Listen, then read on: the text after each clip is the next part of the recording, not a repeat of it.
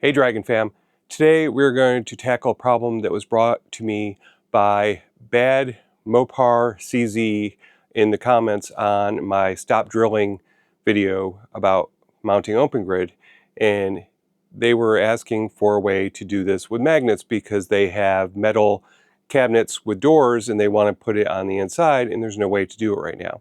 So you could use command strips, but that isn't really what they were looking for because they want to be able to take them out and move them, is my guess. So we went to the drawing board and we came up with something new. So let's jump into it. This is the command strip connector that Anselor made on Maker's World. And so it's a really great system. I used it for the shelving unit that I am still working on for the videos, so to organize all my tech gear in my office. So I use these little cams. The cam just snaps in here. You use a screwdriver and you turn it, or a coin, and it locks this. It pushes this out so it locks. And then he's got these really nice caps that snap on top so that it looks nice when you put it on the board. Obviously that's not in because I don't have to pry it off.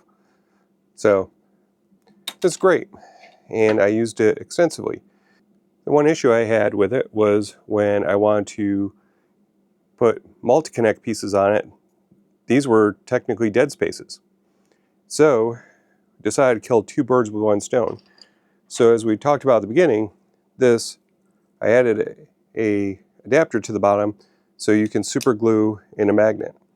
You can also use, these adhesive strips that come with the magnets, but you'll see these don't work very well. So I would just super glue this in.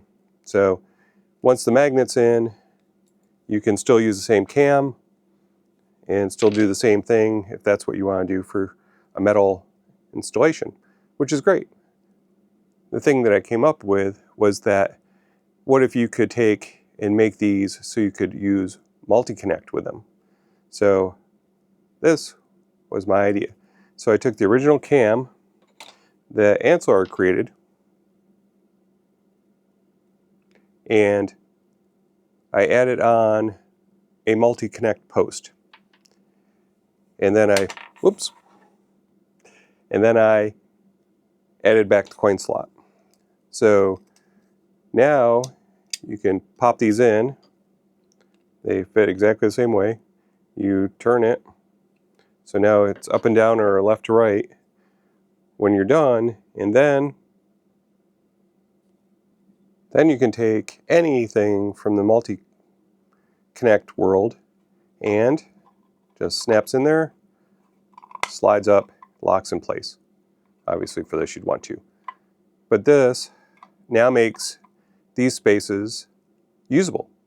So not only you can use them for the magnetic one, but I made them so that if you go back and you're using the command strip version, you can just use these cams in place of the ones that Anselor came out with their product. So it basically gets rid of the main problem that a lot of people have said in the comments of the command strip version, is that it's too much dead space. Well, now if you're using Multiconnect, well, you're all set then, right? Because now you can turn the cam, put this in, and voila.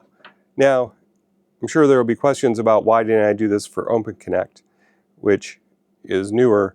It's that the geometry on the peg is easier because you don't have to worry about which side is up. And with OpenConnect, there's definitely an upside and a downside.